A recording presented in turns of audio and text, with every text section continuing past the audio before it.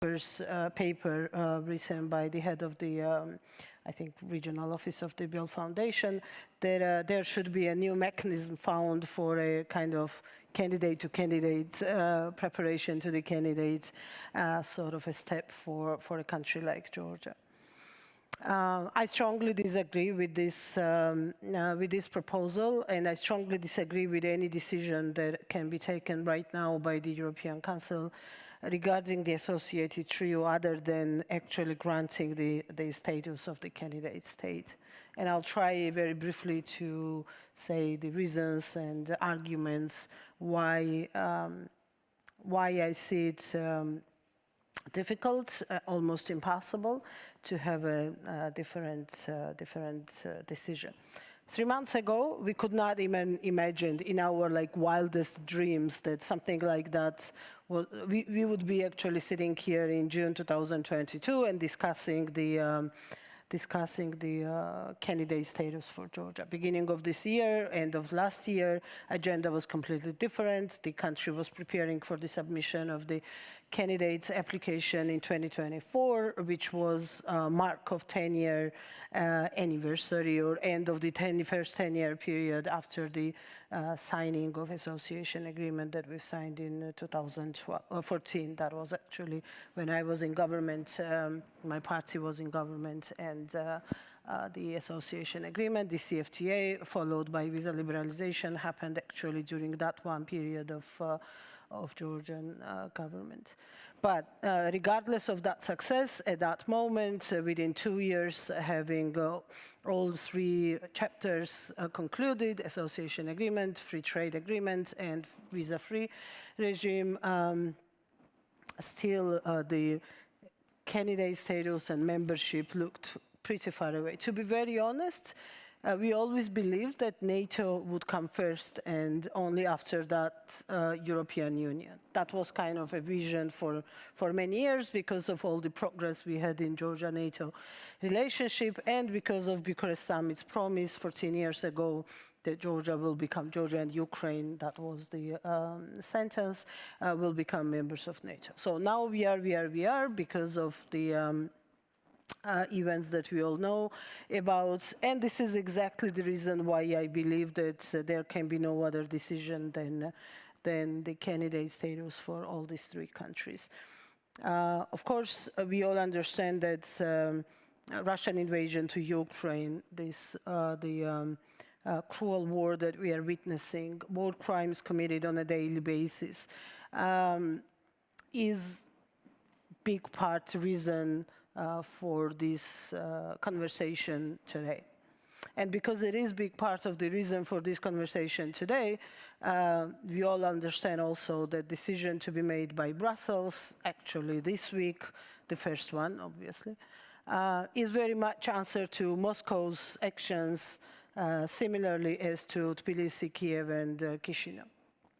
And nobody is naive enough to believe that whatever decision is to be made by Brussels is only about the level of performance, bad or good, how many boxes were checked in a checklist by the reforms or by the actions of those 3 countries, and not about the changing political or geopolitical environment on the borders of the European Union.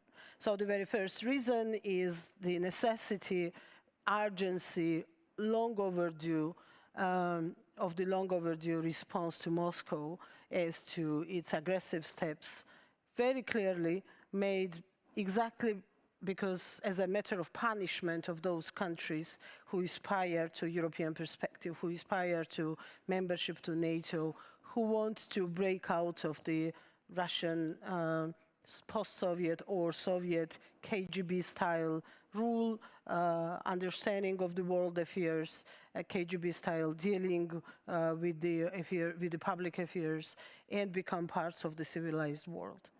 The wars we've seen in Moldova years back, in Georgia,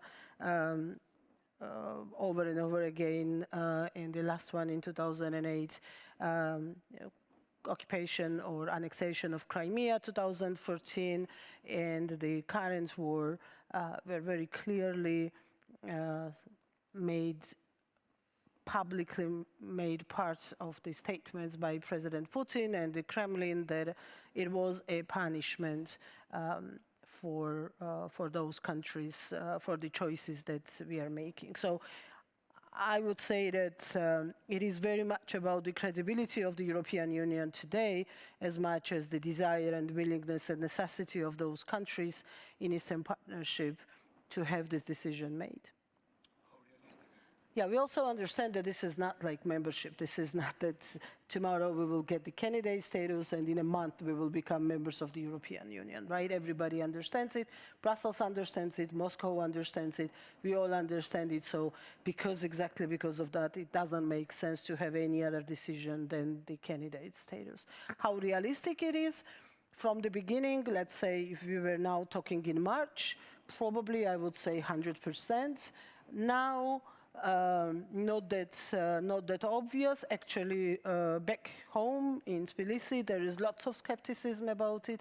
We just had a huge conference on 30th of May, hosted by my organization, exactly on this issue about how realistic it is, or what is it to be expected, or what is the plan B for Georgia in case it doesn't happen. And I should say that there is not that much of an optimism back home. And it is because of many reasons, including the fact that European Union or NATO failed so many times to deliver on their promises that there is kind of understanding that, well, why this time should be different than all the others. And also because of the latest statements by President Macron and a couple of other leaders from the European Union member countries, the skepticism is growing and growing.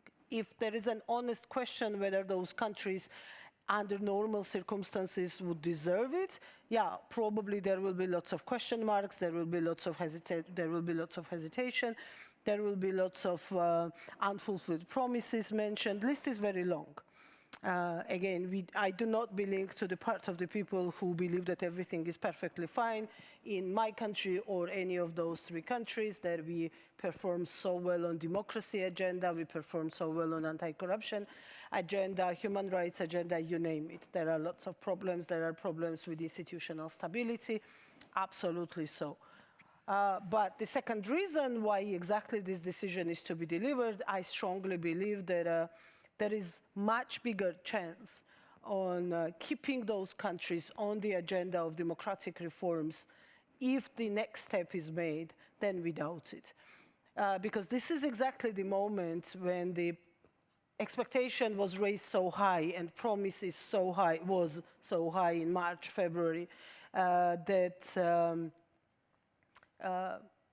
we are on the edge of either big optimism, which will force, if not the governments, then at least the societies to go out on the streets and demand those necessary reforms from their own governments, or of a huge skepticism and big disappointments that might lead to a number of years of people actually rethinking their choices. Thank you, Tina. Adi, the region of Western Balkans knows a lot about broken promises and high expectations and how to manage these expectations which were never fulfilled. And also, you know, reading about your texts and documents through time, you also, you know, kind of, I wouldn't say lowered expectations regarding enlargement, but some would say you became more realistic. Now we have a different situation, you know, with the Russian aggression. I would say the whole enlargement story is back on the agenda of the European Union. Not necessarily in a positive way, but it's back. There is a lot of things happening, you know, a lot of proposals, a lot of documents. Some are being brought from the shelves where they have been dusted away for 10 years and so on and so on. Is this commotion, all this energy that we are seeing, where is it leading? I mean, what do you think the outcome is going to be? And maybe just a follow-up question, which is a little bit easier. President Macron mentioned political community. What is it? I mean, in your opinion, how does this relate to the whole enlargement processes and enlargement story? Thank you very much, and thank you very much for having me. Maybe I start with trying to answer to the basic question, and then I come to answering to your question. And that is, why do countries want to join the EU in first place? I think there are three main arguments that are being used. One is often overlooked, but it's initial, and that is a bit emotional one. In a sense, in particular when it comes to the Central and Eastern European countries back in the days, it was about coming back to Europe. It was quite emotional. We wanted to belong somewhere, we wanted to go back to Europe, and we wanted to be there. And people often, as always, this emotional argument is somehow overlooked. The second one, and that is the main one that people usually mention when it's about EU membership, that's about prosperity.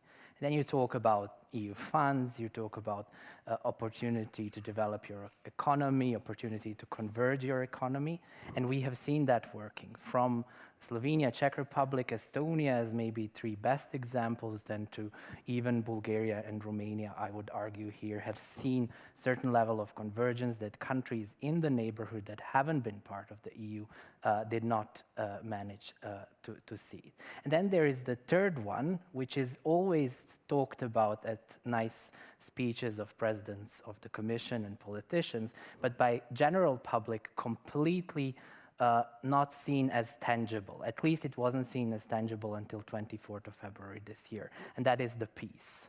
You know, when the politicians and presidents would mention EU is about peace, general public would not take it too seriously until 24th of February. But if you look at the neighborhood of the European Union from 1990s at least to today, you will see a regions of war and terror everywhere. If you go from Chechnya war over to the Balkans war, Slovenia, Croatia, Bosnia, Kosovo, then go to North Macedonia in 2001, and then you go to Georgia, you go to Ukraine, then the big invasion, also there's Nagorno-Karabakh. So there is a war surrounding the EU. So while in the EU, people or general public has not taken seriously the threat to peace, around the EU, it has been about the war and the conflict. So for people who want to join the EU, it's not just about coming back to Europe, it's not just the emotional one, it's also not just the prosperity one, it's also about security, and it's about peace. And I think that's important to mention. So that brings me to the second question. If these wars were around Europe, if we have seen them, if we've seen even Bulgaria and Romania converging with the EU, why haven't we seen EU enlargement to these countries, in particular to the Western Balkans, but also to Ukraine since 2014, to Georgia in many instances when we've seen political changes. And the common sense that you will get from many, not just politicians, but also people explaining the situation, they would be telling you that it's because of these countries. So the usual suspect is Serbia saying, oh, they have Kosovo, they can't join the EU. Then you go to Kosovo, they have Serbia, so they can't join the EU. And then Bosnia and Herzegovina, where I come from, as a self-evident example of non-functioning country that can't even deal with the basic stuff for their citizens. So how can they be part of the EU? And I think up until the moment when we've seen the change in North Macedonia, where the citizens, despite EU supporting then government, which was publicly known, engaged in many illegal, autocratic and non-democratic things, from leaking stenograms of politicians calling judges and demanding from them to judge in certain way, to many other aspects, killing of journalists, attacks towards journalists, etc. At that moment, some of the EU politicians, like Sebastian Kurz from Austria, was going to Skopje and championing the government that was doing that. And we had citizens and then the opposition really taking to the streets and demanding changes of the government, demanding reforms, and then they've managed to get in power, they've managed to sort the issue with Greece, they've managed to implement a lot of things that the EU was demanding from them,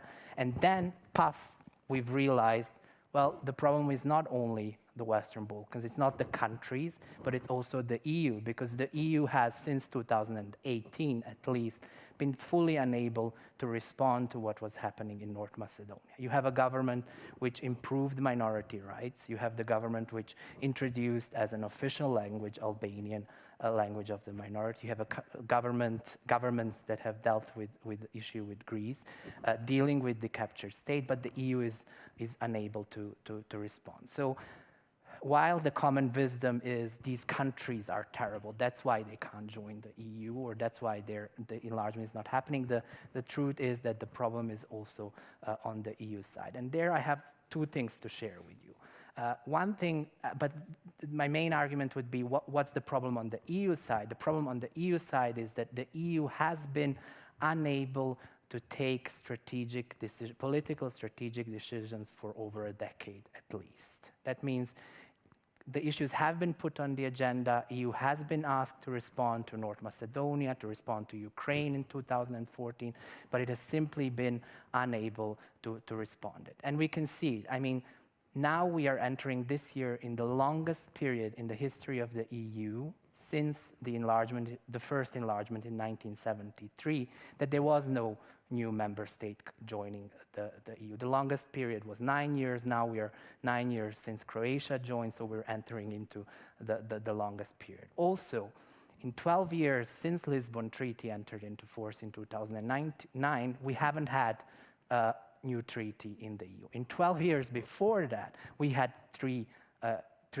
treaties, basically, three new treaties coming into force, which shows you, just these two examples show you inability of the EU to take these decisions. So my second point would be, my first point is they want to join not just for prosperity, but also, and not just for this emotional argument, but also because of peace. It's about security.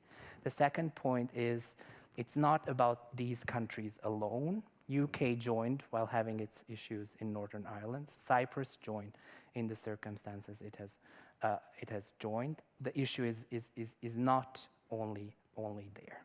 And the third part with which I want to close is, so what do we do now? And from my point of view, and I think everyone sitting here, the best would be if the EU would finally start making decisions. If it finally start to realize that all these perceptions that it has about EU enlargement, about its role in the continent, about why it is important, would simply be put off the table, and where they would be able to say 6 Western Balkan countries that reform, that do the things we demand from them, will be able to join the EU by the end of this decade. And that goes also for the 3 other countries in the period that they need to do that. Because from the size of the countries, from the functioning of the EU, everything can be accommodated during that period. We can start making decisions. I mean, Lisbon Treaty foresees smaller commissions, it foresees going to qualified majority voting.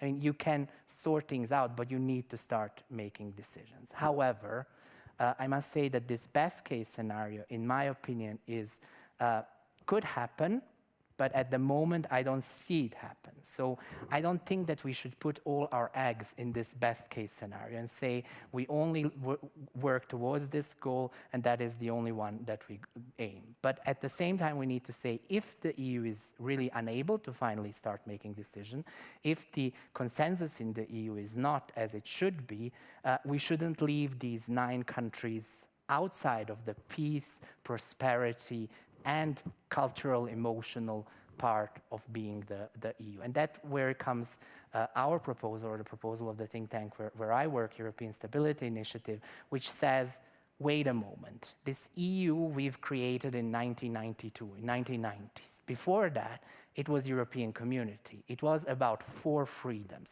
freedom of movement of people, freedom of movement of workers, capital, etc. So that was the basis for the peace, stability, and prosperity of this, what we know today as EU for so many decades. So why don't we expand these 4 freedoms and everything that comes with that, rule of law reforms, insistence on democracy, insistence on strong institutions, to all these 9 countries. And we say, if we manage as EU to make decisions, to move towards where we need to move in order to be EU of not 27 but 36, then we will see you as members of the EU as the move. But if we don't manage to that as a geostrategic actor that we want to be, we want to expand this European community that we had to these 9 countries. And I think that is possible, because if you go back to 24th of February, within just a couple of weeks,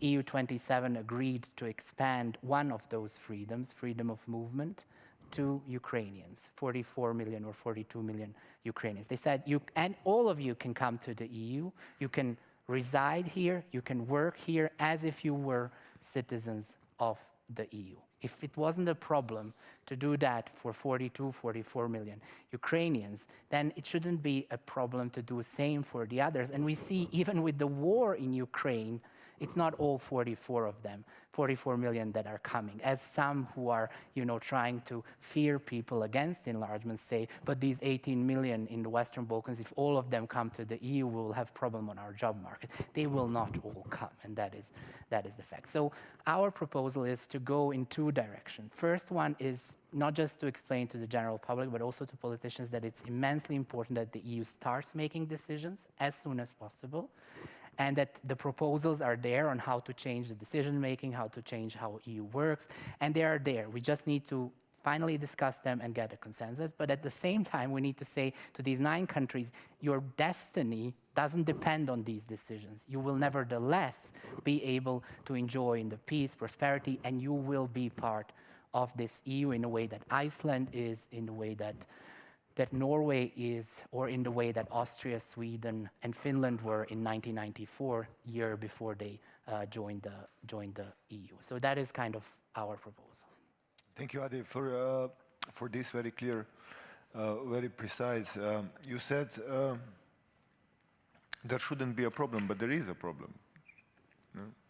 And there is a problem where you have a process which for the last 20 years has been going back and forth. Usually it was going back and not going forward. And now after 20 years, we are stuck with the policy who didn't bring any results or any tangible results. Adi might disagree. We have been talking about this a lot. But the truth is that in the Western Balkans as such, we didn't see as many reforms or this transformational power of enlargement that was so talked about at the beginning.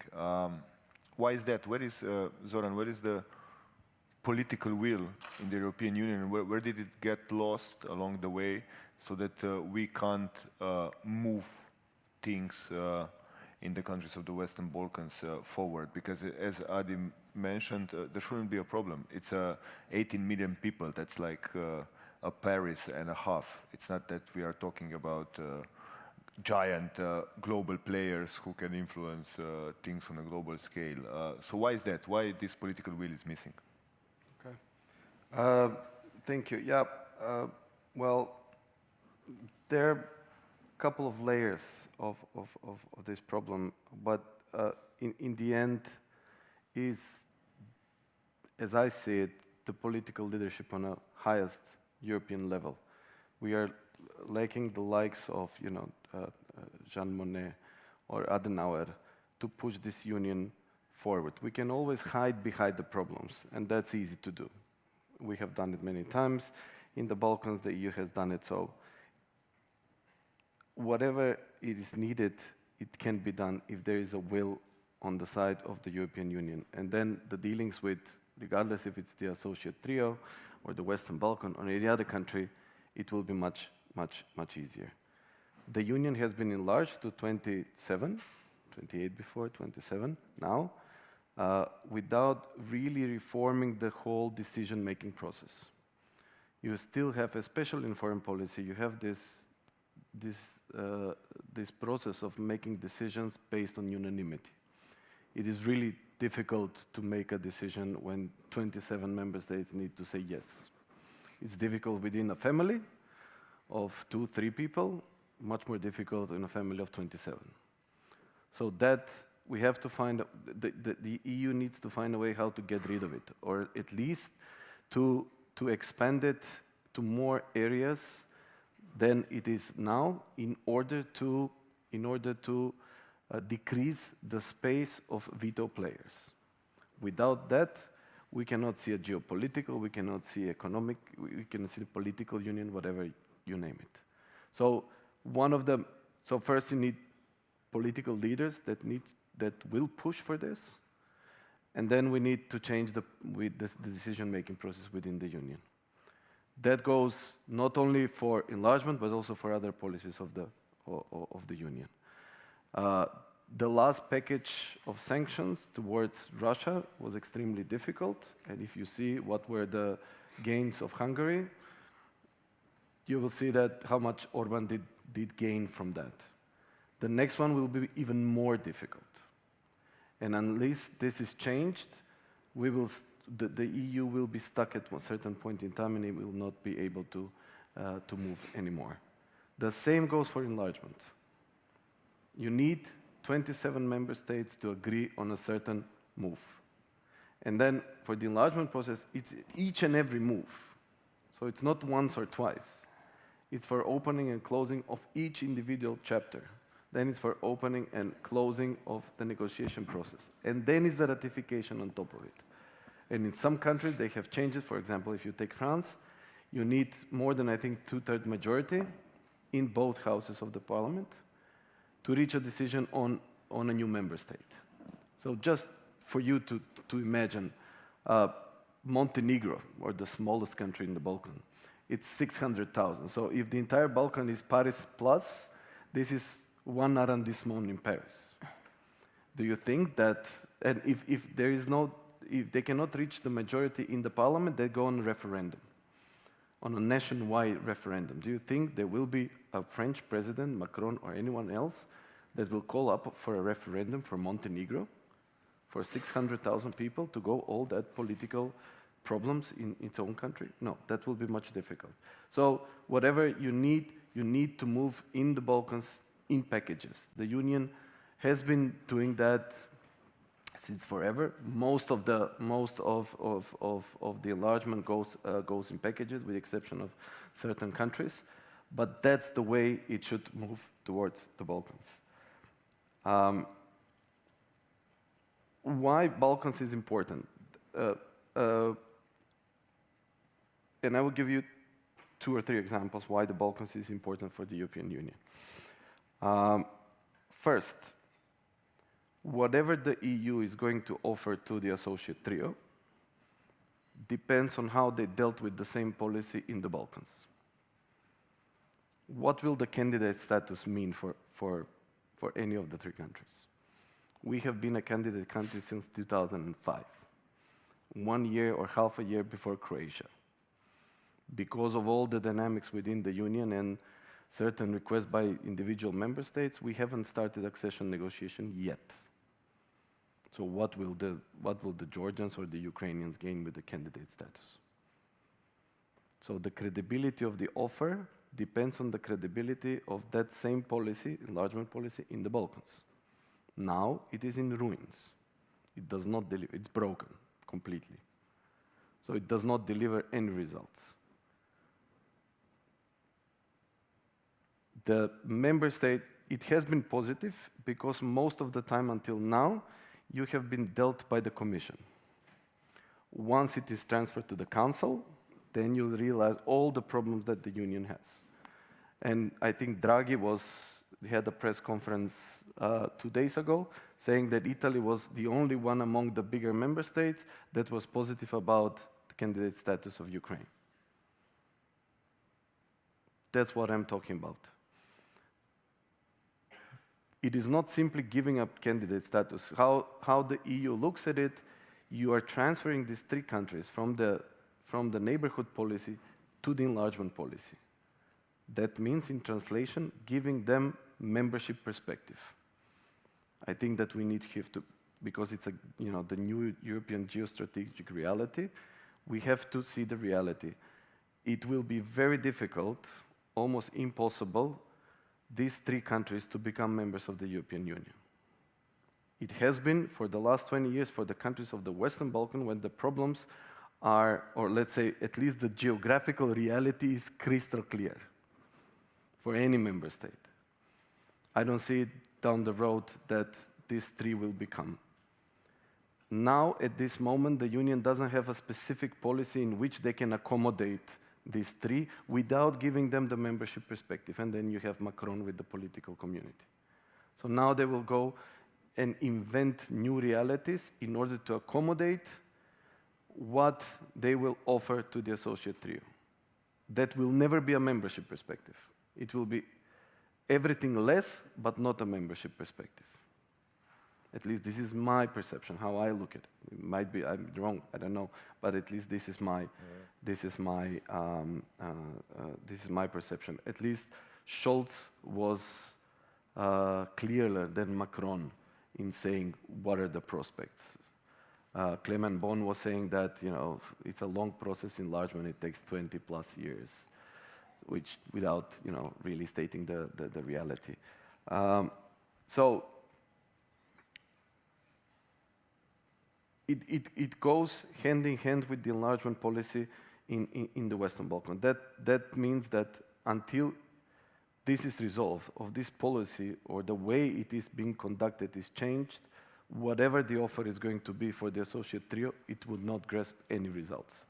It is a political statement that we want to, the EU wants these 3 countries to be closer to the Union, but in reality, what are the practical gains?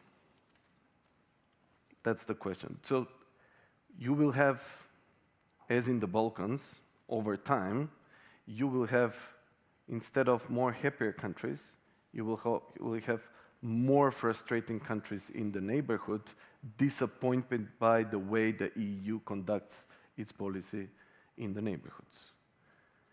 And then you will see the switch towards autocracy. Again, people will elect some leaders which are more inclined to Russia, more inclined to some, autocratic leaders within the European Union. You will have this as a result. And then going to square one, blaming again the Western Balkans or any other of the three countries that they're not respecting democracy and rule of law. We have to go beyond that point, because you have also a lot of problems within the European Union itself. And this is the way the Commission conducts its policies within the European Union, and how it struggles to make strategic policies. So that's the first reason. Strategic autonomy. Okay, without having the real definition here, in Germany you prefer to say capacity to act. The Commission says strategic autonomy, Macron goes a little bit more strategic sovereignty. So first we have to define what exactly do we want to achieve with this word, let's say, define it. If we take the German one, we're in Germany, right? Capacity to act. You have, I cannot count the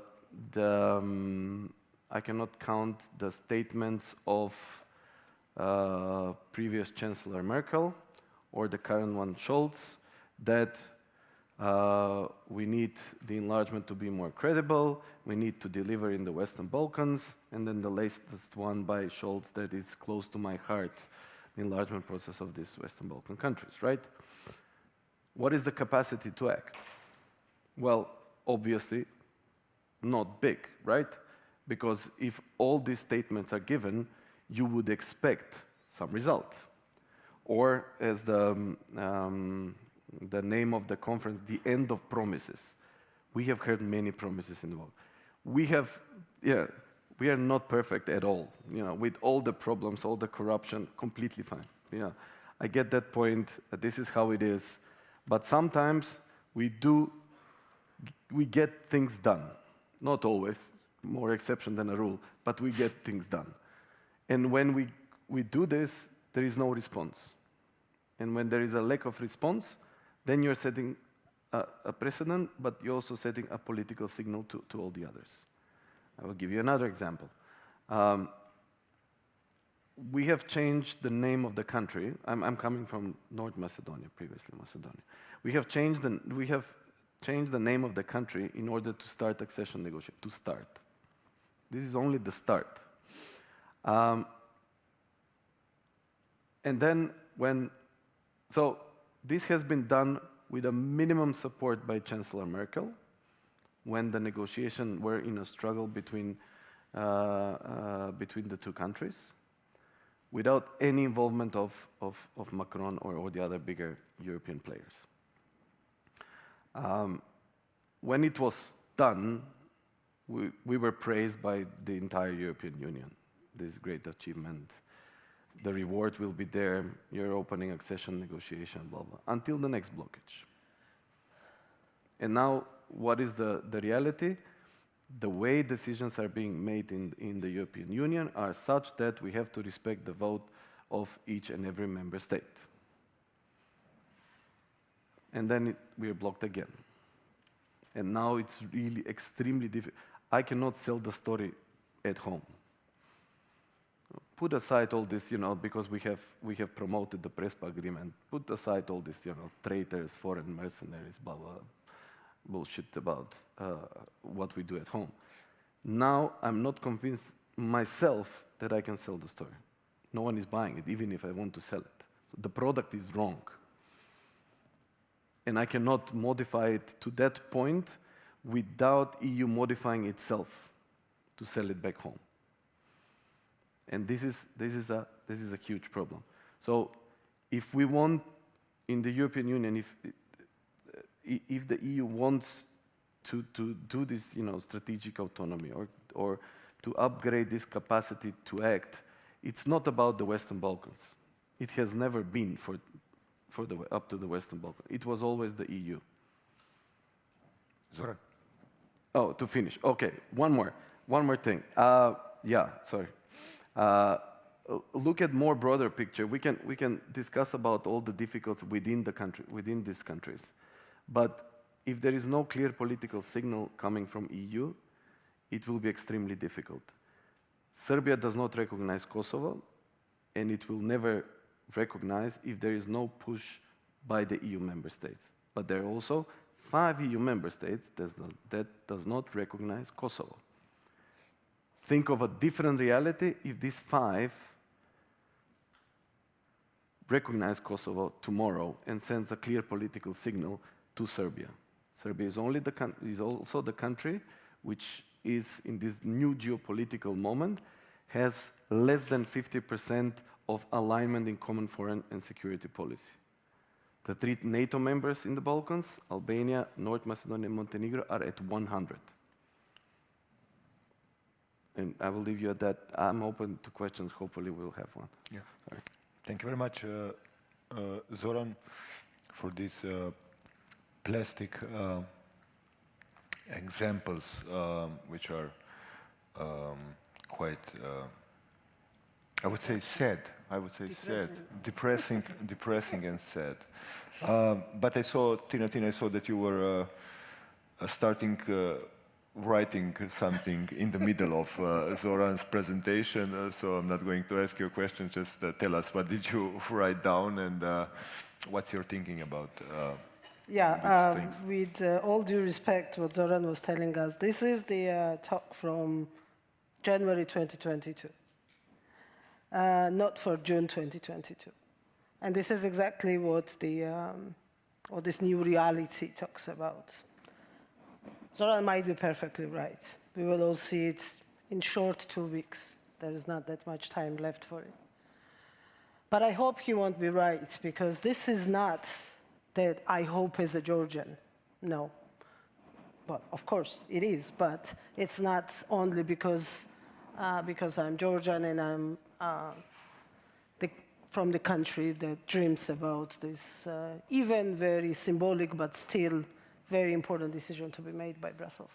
No, it is about something that was missed and misprojected by the Europe as a whole, not just the European Union, but NATO, Europe altogether, for many years. And because exactly of that, we are witnessing what we are witnessing right now in Ukraine. Peter said in the morning session that nobody expected Ukraine. Yeah, and this is true because this is what everybody says.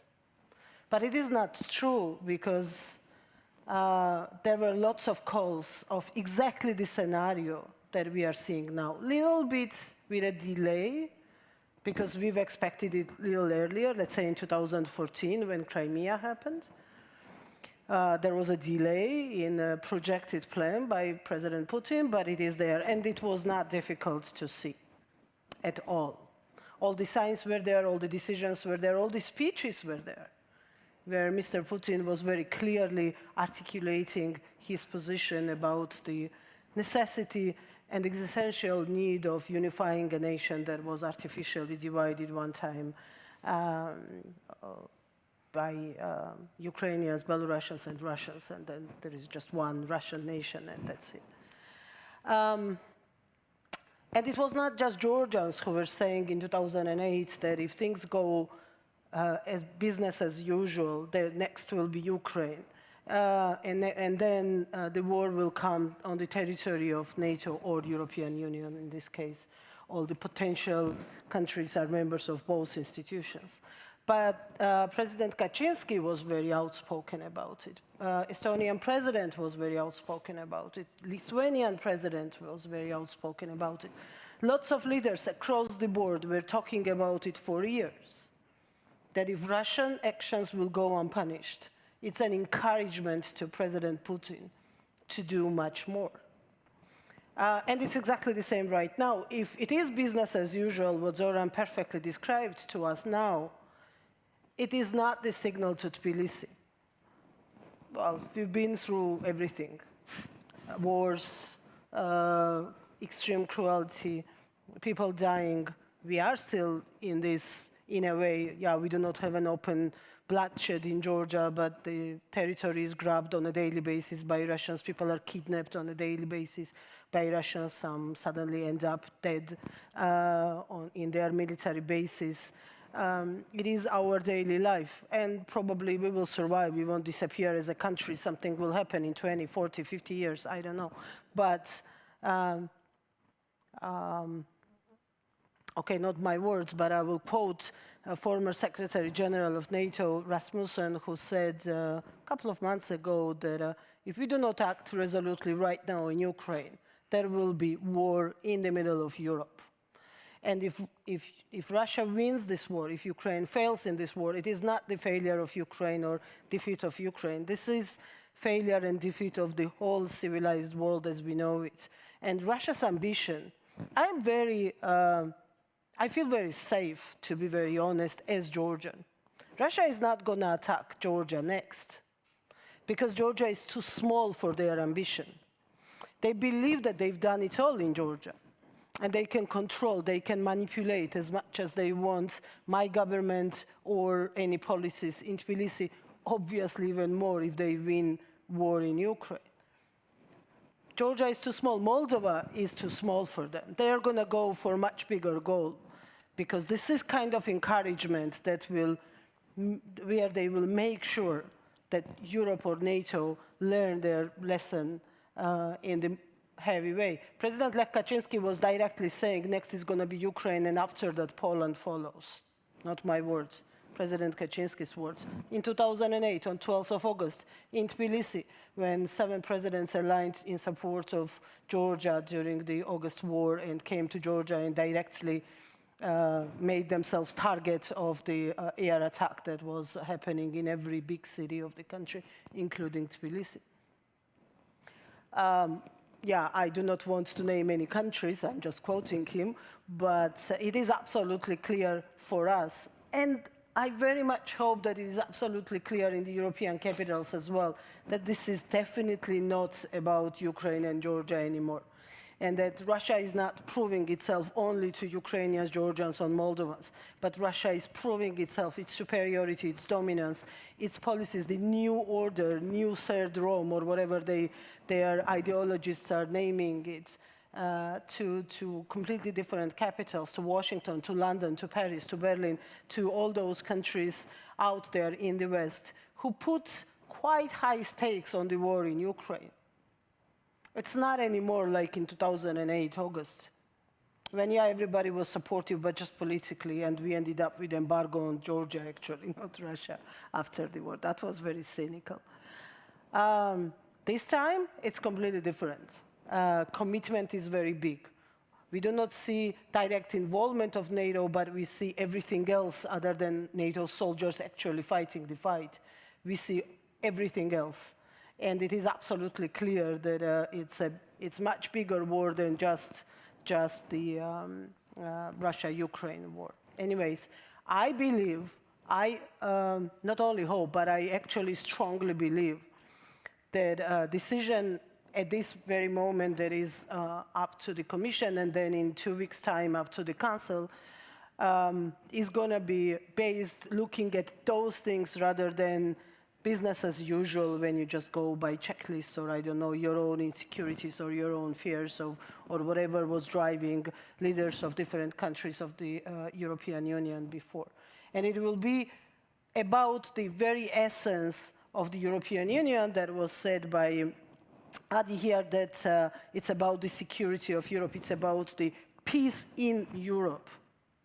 Because this war circle that is around well, not around, yeah, on the eastern flank of the European Union, it's not going to stop there if there is no major shift in standing up and defending the values right on the borders of the European Union. Because my biggest fear, and I've told it to NATO leaders many times during my service as a Minister of Defense, my biggest fear is the message Moscow gets from all those non-made decisions by both institutions is that at this moment, different from years back, NATO is building Iron Curtain itself. It is building its own Berlin Wall, but in this case, on the borders of NATO and rest of it. Tinatin, thank you very much. And hopefully it's not going to happen this time again. Thank you very much. Now we have half an hour for you to engage and ask as many questions as possible. And I would also like to ask the panelists to be short and concise in your answers. So who is going to be first? Please, lady here in the first row, then the lady in the fourth row, and then probably we'll have some men also ask a question. Or not. Or not. First of all, thank you so much for this panel. It's been super interesting. I have a comment and a question. My comment is to Zoran when you mentioned the position that France has taken and Macron has taken vis-a-vis enlargement. I think a potential explanation for his hesitance to be super supportive is the relationship that France has had and the history of France looking towards Turkey and when there was talk about Turkey joining.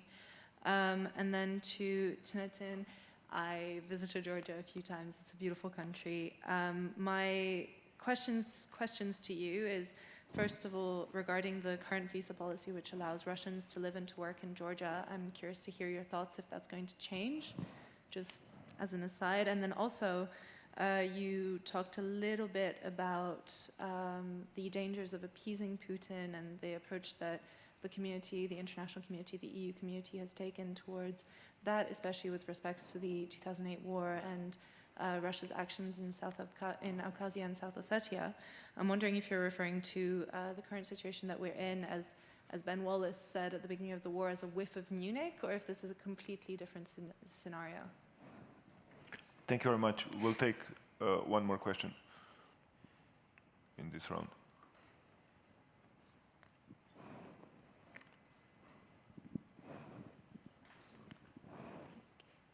Yeah, I very much hope. I hope it's going. I can share the optimism towards the accession or the candidate status. But then again, I'm wondering, what do you perceive as feasible time frame for actual membership? Because I do hope they will be granted candidate status. But I very much agree with you on that. Simply granting candidate status might stoke frustration rather than optimism amongst the populations in those countries. So I very much was wondering what you see as the next steps should the decision be granted on June 24th. Thank you very much. Any more questions? Okay, we'll take this one also. Well, thank you so much for this talk and for all your insights. I was wondering, because much of the talk was about how Balkans are looking also for peace, and this is one important part of why they want to join the EU. But also I was thinking about how the Balkans are a part of the EU security because they have a better and closer look of what Russia thinks and what Russia wants. So how the Balkan states, that are this trio that tries to enter, can show that to the EU that they are also a geostrategic partner that is better in than out. So could this strategy for joining be a strategy of we are part of your security sphere and we are part of your security strategy too? Yeah, this is something we were talking about when we were discussing strategic autonomy and enlargement. Okay, we do a quick round, 2 minutes each. Zoran, first you start. And I'm going to cut you if you talk more than 2 minutes. Well, first, thank you for your comment. France has never been super supportive of enlargement, not with the Western Balkans, also with the other countries. It has looked as kind of more players that are closer to Germany within the Union than to France. You can go back, see the priorities of any French presidency, and then you will see. Just go back. Candidate status and time frame, I would leave. It's a super, well, okay, I'll leave it to you. When it comes to, 2 minutes, okay. When it comes to the security, I will focus on the migration crisis, 2015, 2016. The Balkan route was the most frequented route towards the EU. The Western Balkan countries, or the ones on the route, played a very strategic role in, let's say, defending or let's say managing the stream of migrant and refugees coming towards the European Union. Because of that, now we have something which Frontex, it's an EU agency that deals with border security and migration. We have all, well, we are all on the path of signing. Some countries have already signed Frontex agreement. They're called status agreements. Pretty much with that change of policies, if we have a sudden influx of migrants and refugees on our own borders, regardless that we are not a member state of the Union, of the European Union, Frontex can deploy armed forces to our border. So that's the shift in security. How, at least in the security realm, the Western Balkans is quite integrated. Europol, you have it all. Then you have EASO, that's the asylum agency. So in the security realm, they're quite contributing. What we're trying through the enlargement is also to see the benefits, not only for the EU itself, but also for the Western Balkan countries, because these migrants are not going to stop to live in Skopje and Belgrade. They will go up north. So. Thank you, Zoran. I will stop. Adi, realistic time frame, you like numbers. Well, realistic time frame for the, we know what happened in the past, and the time frame was from 5 to 10 years, approximately. And I think a lot of people think about the process of becoming member of the EU as something very abstract and something very, all over the place, but it's very concrete. It's about how do you set up a milk factory, and how do you check if the milk coming to the market, our joint market, is in line with the EU standards or not, and do do it in a good way or not. Those are the technical aspects, which are actually the most difficult and take the most time to do. I wanted to make one point on Macron's policy. It's not just about Macron. It's about the fact, for me, that pro-European liberal forces inside the EU more and more see EU enlargement as a path of making EU weaker.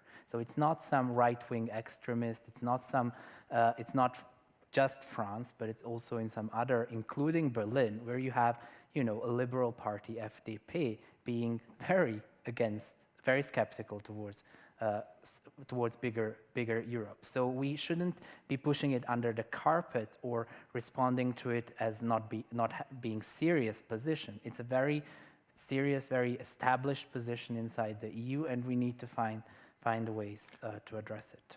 Adi, just this, because there was one question from Amélie, regarding these points which you made. She's asking, where is the political will missing? I mean, where and how did we lose this political will to enlarge in Europe? You said that basically the liberal elites are the ones who actually lost it. Is it because of the internal problems inside of the EU? Is it because of the flawed decision-making process, or is it something much more fundamental? I think it's also part of the human gene to try to find culprits for certain things. So, for example, when they were deciding on how the European Commission should look like, the new president, von der Leyen, we had Macron's coming out and saying, look at this, we're doing this for, 3 days or 3 nights. It's so difficult because there are 27. It's an obvious evidence why enlargement failed. And then you had, within a couple of minutes, Carl Bildt, who was part of the Commission decisions on Commission President in 1990, saying, well, wait a minute. When you had 12 countries, it was before Sweden joined, but was able to participate in the meetings. It took longer to decide on the Commission President. I don't know which one. So there's a lot of it is in perception, and the fact that I think we kind of just say it's Macron, it's French position, it's, we need to address it in a concrete and way. And we also need to find ways to address what these 9 countries need, regardless if something happens inside these perceptions or not. So I think we need to work on many different fronts. Thank you. Tinatin? Yeah, just one sentence answer to this question. We were always told this enlargement fatigue, that was kind of term always used whenever we were talking, being it NATO or the European Union, that, oh yeah, there is enlargement fatigue, but on asking exactly the same question, why? What is it? What's the content of it? What's the essence of it? You never get an actual answer, argumented answer that this is 1, 2, 3, 4, 5 reasons why enlargement did not work. While when it was about enlargement in terms of action, then there never was a fatigue, just the opposite. Both European Union and NATO were always happy if there were other countries also contributing in international peace and security, being it in Africa or in Afghanistan, Iraq, or you name it. So I don't really know what's the content of this enlargement fatigue, regardless of of asking it too many times. As for the time frame, yeah, well, to be very cynical, you can, if the European perspective is given, if at the end of this month we will talk about 3 new candidates to the European Union, I cannot speak for Western Balkans, obviously I do not have enough expertise and knowledge on it, but for our countries, to be exactly, again, very cynical, I would say from 6 months to forever. Because if this status is granted now under the grounds and not because of the reasons that are there, then it is purely political. And it has nothing to do anymore with milk factory and the stuff that was so important and so crucial in decision-making by the European Union before. And also, depending on how Mr. Putin decides to act after that or meanwhile. Because again, we all understand that these decisions are not based only on our mutual decision-making or our mutual understanding, and there are other factors influencing the process. As for the Russians, very quick answer. if I was still in government personally, this policy would have been changed. I do not agree with this absolutely open door policy for having 20,000 Russians coming every week in Georgia and settling in Georgia. I feel it as a threat to my country's national security, knowing all the experiences with the green soldiers, little green soldiers, and all the stuff that was happening in Ukraine. But at the same time, if we introduce, which my government is not going to do, but if we introduce visa policy for Russians, then we should have a very strong screening mechanism, because at the same time, we also have the entire crew of TV company Dojd, which was an independent TV company, also living in Georgia. Of course, we should open doors for people who are dissidents of the Putin regime, but again, we need to have a very clear, strong screening mechanism while making those decisions, because it is very dangerous what is happening right now. Thank you, Tinatin, for these answers. More questions? Here in front, and then lady in the back. Thank you very much for your very informative panel. I would like to ask, because you hinted at this, that like maybe similar to Turkey, there's like some kind of time frame which disappointment will lead to at some point, like more autocracy, disillusionment with EU membership prospects, and therefore like a total turnover.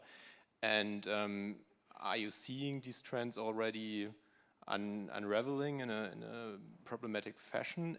And a bit in concert with this, would this also lead to more problems from the EU side? For example, with Turkey, we have a lot of cooperation, which now turns on its head sometimes because they use it as leverage against EU decisions. So, yes. Thank you very much. Another question? Thank you very much for the presentation of all of you. It was really sobering, and we discussed a lot of questions that actually have no answers, but we have to talk about that. My question is regarding the role of China, because we talked about Russia quite a lot, and obviously the European enlargement is not something that we can guarantee that it will happen, like despite that we all want it and so on. So what will be the future of your countries if enlargement does not happen in relation to not only Russia but China and other powers in the world?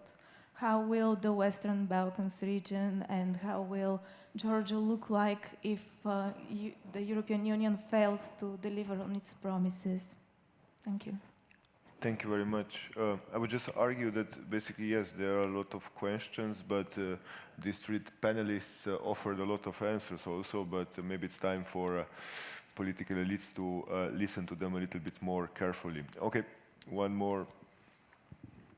Yeah, thank you very much for the interesting discussion. I was just wondering, referring also to what we were discussing earlier in the fellow session, about how actually the incumbent elites don't really want any change in the states that already have EU candidacy. So I was wondering, especially in regards to the Eastern Partnership, do you think granting candidacy status would create an incentive to actually get back on track, or wouldn't it? And would it? So what then would be the advantage if it leads to further stagnation or deterioration of standards regarding accession? Okay, thank you very much. Let's go quickly back to panelists. First, the easy questions for Adi and Zoran. Do we see the backsliding in the Western Balkan countries regarding democracy, rule of law, and all these other fundamental things? Zoran. Okay. Yeah, is it going to be problematic? Yeah, correct. It will be problematic. But that's when the nature of the policy that you want, in which you want to integrate these countries within, does not yield results, or it's broken in its essence. If it's not, it will be a completely different dynamic. Then I would not have to explain to the citizens in my country why we need the EU. Now they will say, we changed the name, We didn't get nothing. Why should we continue doing it? Look at Vučić in Serbia. He doesn't care about the EU. He doesn't listen to the EU. Continue dealing with Russia. And what you see, Scholz was yesterday, I think, in Belgrade, right? Macron was twice in Belgrade. Everything keeps going. And that's what you get. And then he's autocratic in its essence, right? We tried through a democratic process to change the government and get rid of the autocratic leader. People are saying, look at Vučić again, and that's the problem. So we will get the problem. And also take in consideration how was dealt with enlargement policy 10 years ago. We had a German commissioner. Now we have Hungarian. Just put in within the problems that you have in the European Union with Hungary at the moment. China and Russia, yeah, China more, yeah, this is declining. Previously it was much more, now it's declining because most of the countries have taken loans for big infrastructural projects. We have seen how these projects are dealt with. They produce much more, they're cheaper, they look cheaper in the beginning, you know, after a while you realize that it's much more expensive, but this also provides, this is also some of the elements are being provided to the Chinese by the local elites that sees this as an opportunity for huge corruptions. That will be in essence, and if there was more EU funding, it would be much better. The whole assistance that is financial assistance that is provided to the Balkans now have shifted. Previously, it was an unwritten rule that the money that you get from the EU, you will hire or you will cooperate with European companies. That has changed with we actually another Western Balkan country that was previously Western Balkan, now it's member of the European Union, Croatia, building the Pelješac Bridge, which are from EU structural funds, and given to the Chinese. Now that is changed. This has direct effect on us. Now it's in all the EU documents that this money goes directly to European companies, explicitly. So that one is fading. And yeah, right, that was it, right? Yes. Thank you. Thank you. I would turn it around. It's about whether the EU has impact in the countries of the region. That's the main question. Can the EU have impact on political, economic, and other processes in the country?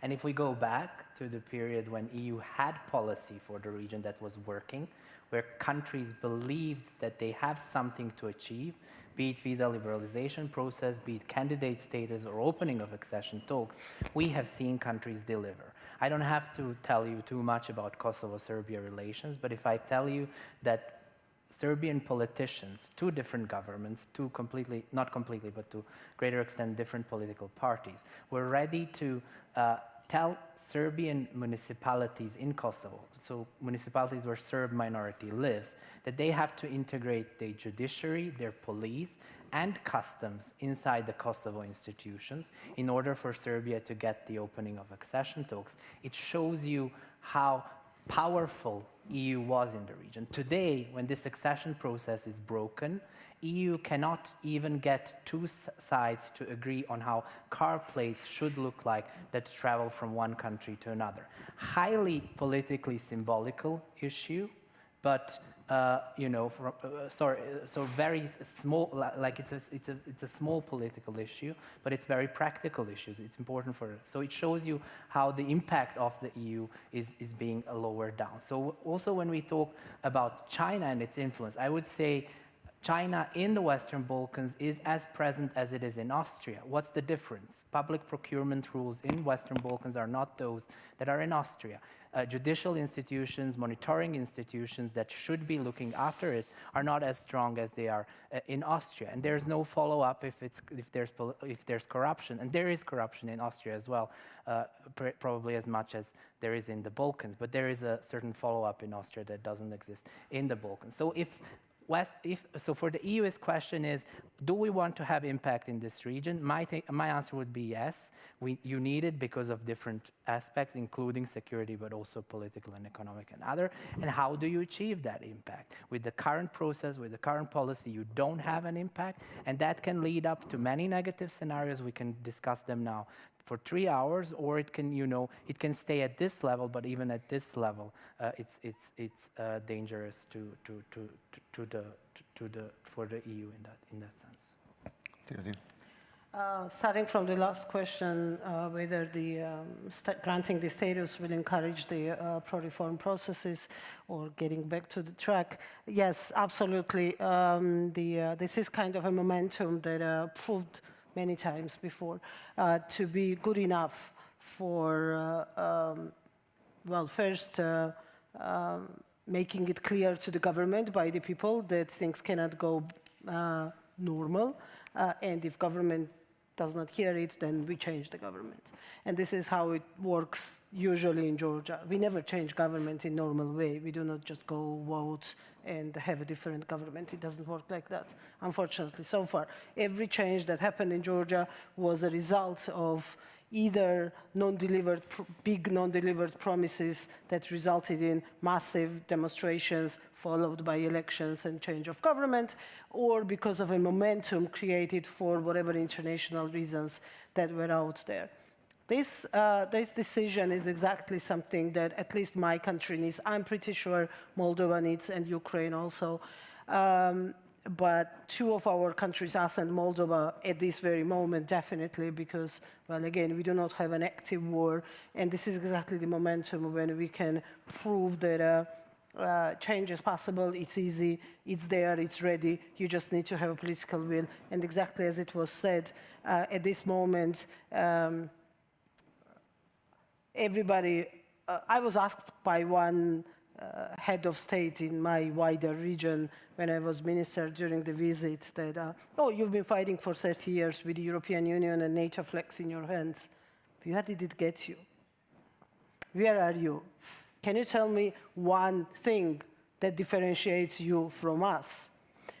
And this is exactly why we need this momentum. And the reason why European Union should go with it also, other than already mentioned factors, is that the success is infectious, and if Georgia manages, in this case I will just talk about Georgia for the particular region we live in, and you know the Eastern neighborhood was not just 3 countries, it was much more, and my neighbor countries were also in, who dropped out at one point or another, and exactly because of those non-met promises and non-deliverable results, and people got fed up, which I never understand, but whatever, whether I understand or not, that was the reason.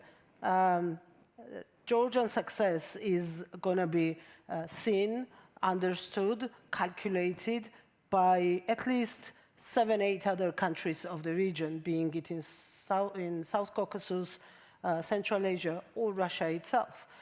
Obviously, Ukraine's success gives even bigger momentum and even bigger impetus to those countries, particularly in people in Russia, who will see the success and who will think about the success and who would wish to have that success.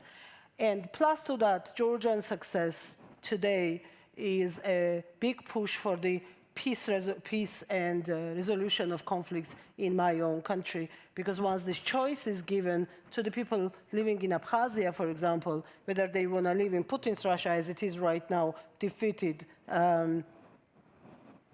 whatever, you use the words that come to your mind, in Ukraine, and Georgia going to the European Union with all the benefits that come with it, something tells me that the obvious choice will be made in favor of prosperity, security, peace, better life for their children.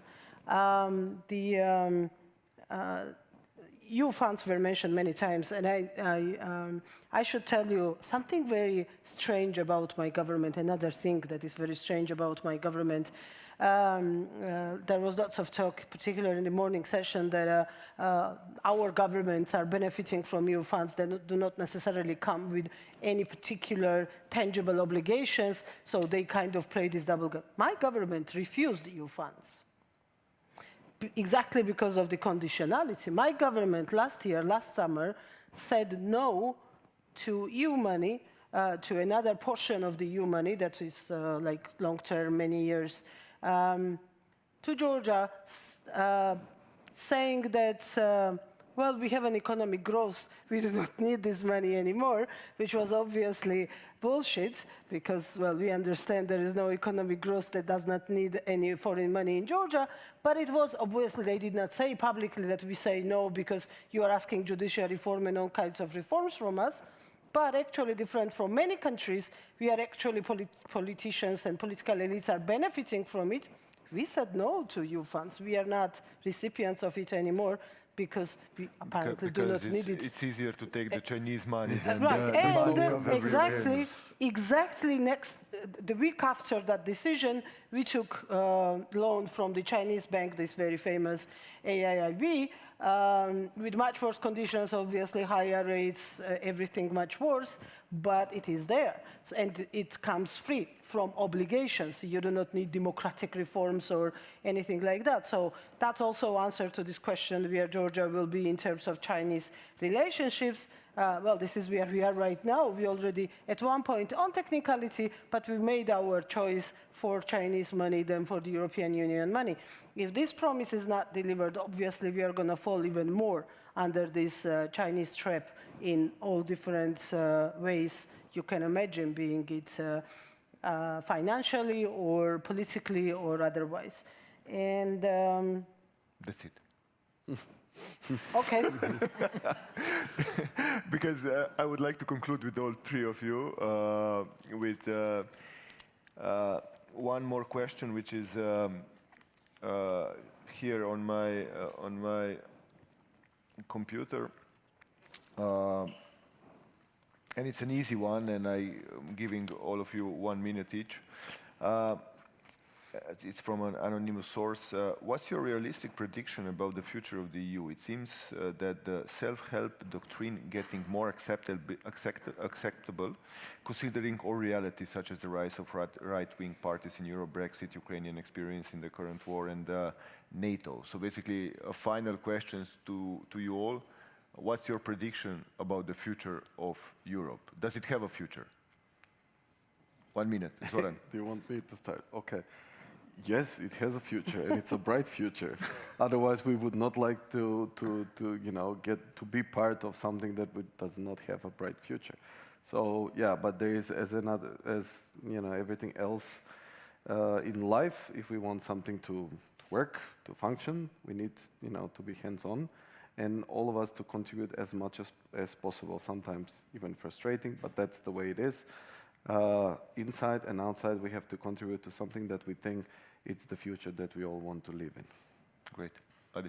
Yes, I agree. I think that EU has its future because the interactions or interconnections between different countries that are part of it and that form the EU are so strong, have been so much developed that it's impossible to get rid of them. Or if you want to get rid of them, like the UK did, you will end up in a lot of problems. But I also think that the EU itself is interconnected with the countries surrounding it, from Georgia to Bosnia to North Macedonia. If we talk about visa liberalization, if we talk about free trade agreements, if we talk about already integrated parts of our economy, like energy, transport, we're already integrated. So it would be wrong to think that the EU is an independent and then we want to become part of it. We are already connected. We just need to find ways that work for both sides to get as much as possible from this connection or this relationship that we have. Thank you, Adi. Finally, well, with China, as it is, some argue it's not rising anymore as it was rising before, but it is there. It did not disappear. It's strong. It's looking very much for this war with open eyes and open mind to benefit, obviously, from it as much as possible. With Russia becoming more and more aggressive, and whatever will be the end of the war in Ukraine, it will stay very aggressive, particularly, obviously, with the defeat. Well, EU has very tough choices to make and very tough decisions to make. Yeah, it will be there, but whether it will be important player in geopolitics of the world tomorrow, and whether it will be an entity that states all over the world, from Africa to Latin America, will look at while making decisions. It totally depends on them. It totally depends on the 27 heads of states that we have today and we will have tomorrow. If EU does not start making proactive decisions and will be in this waiting mode, just reacting to whatever Putin does or whatever Xi Jinping does or whomever, then yeah, there will be European Union, but nobody will actually care what its position will be and what its power. In terms of the power. If EU wants to be a power player and be equal partners with those big powers in the world, EU needs to start proactive decision making on its own. Thank you very much. With this, and I know you have a lot more questions, but we are having a lunch afterwards and you can interact with our panelists there. I would like to thank them. I think if you haven't started to be a believer in enlargement, you never will after this panel, because I think all the three panelists give you ample reasons of why European Union needs to act proactively in its neighborhood, or in the case of Western Balkans, in the heart of Europe.